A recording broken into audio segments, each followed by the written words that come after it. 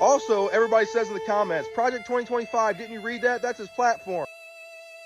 Hey, Skylar, my name's Will Westmoreland, and I'm a farmer down in Southwest Missouri.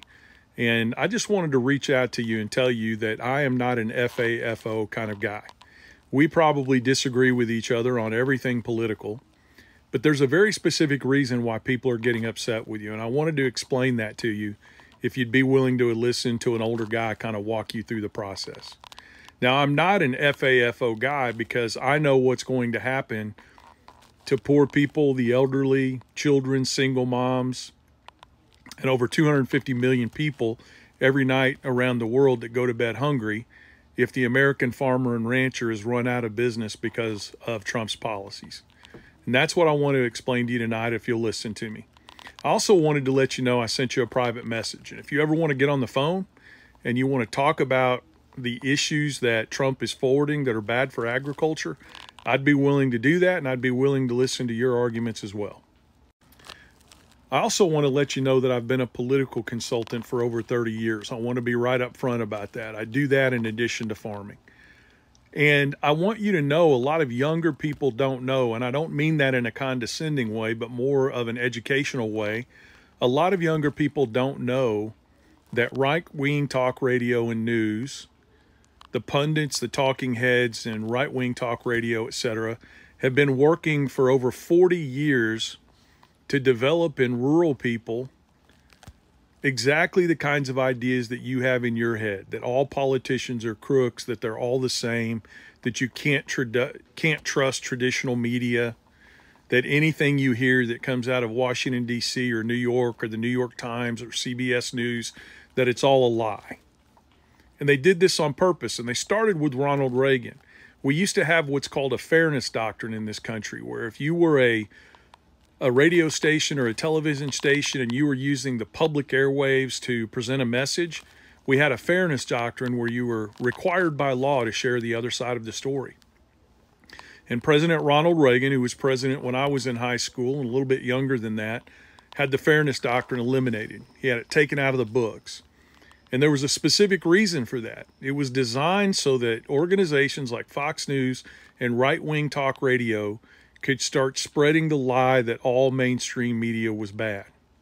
Now, this was during the time of Walter Cronkite and Dan Rather, all the other news heads that we had out there that were highly respected.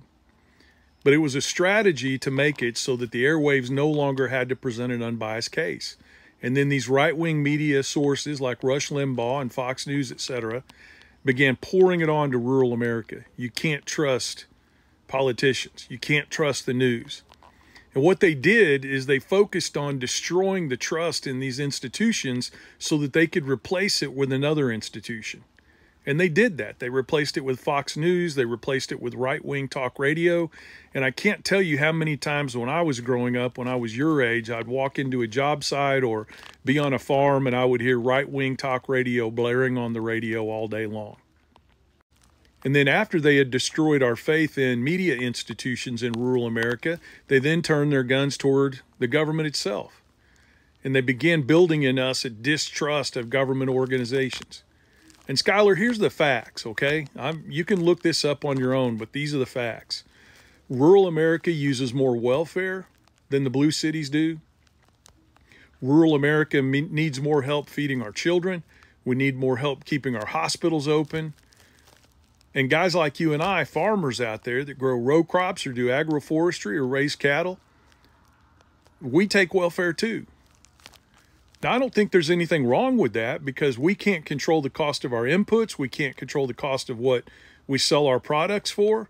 We got to pay for shipping both ways, as Kennedy said. But the reality of the situation is they were able to instill in us the idea that the government money coming to us was okay and was a good thing, but the government money going everywhere else was a scam or a sham or communistic or socialistic, etc. So it reached a fever pitch finally where a lot of rural people, over 70% of rural farmers and ranchers, only believe the Fox Newses and the talk radio. And when they came to you and told you that Trump wasn't going to implement Project 2025 and that he didn't have anything to do with it, you believe that. And you're not alone. All I'm here to tell you is that you were lied to. I'm not asking you to admit you were wrong. I'm not telling you you effed around and found out, because I don't want to see you lose your farm. And if there's anything I can do to help you not lose your farm, I'd be happy to do it.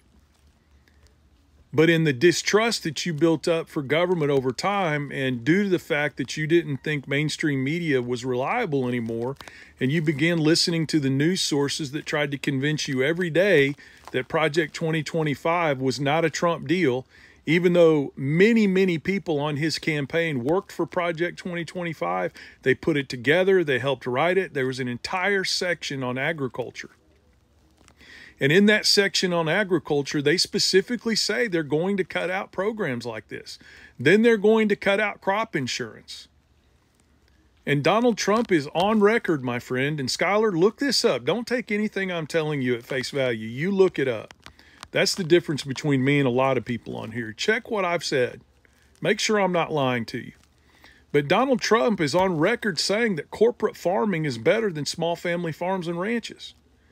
And Skylar, that's what they're trying to do. They're trying to corporatize agriculture.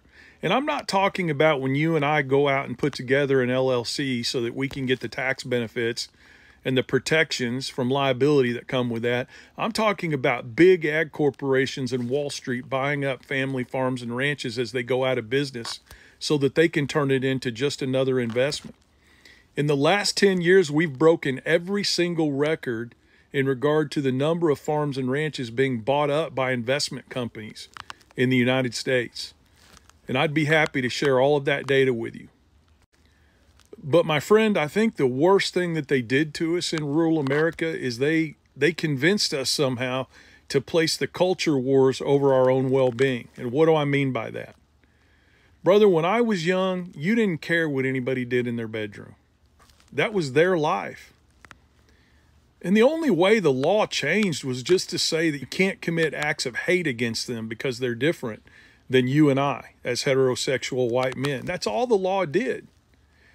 And Skylar, did you know that the Southern Baptist Convention, and I was a Southern Baptist for a long time, do you know that the Southern Baptist Convention had its own clauses in their charter that said that abortion was okay in the event that it saved the life of the mother?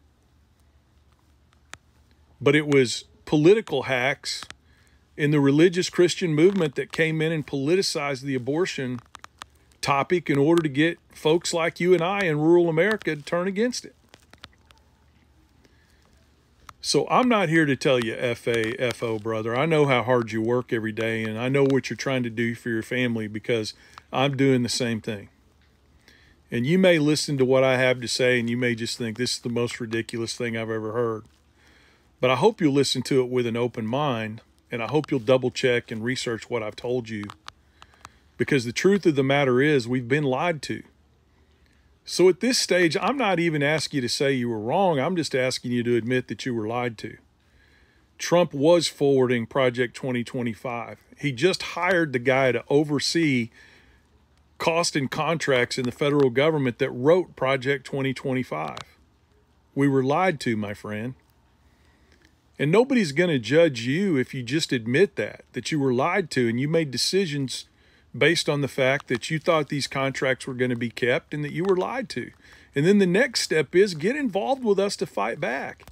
It doesn't make you a Democrat. It doesn't make you a turncoat. It just means you see wrong when it occurs and you fight back against it. Anyway, I hope that makes sense and have a great day.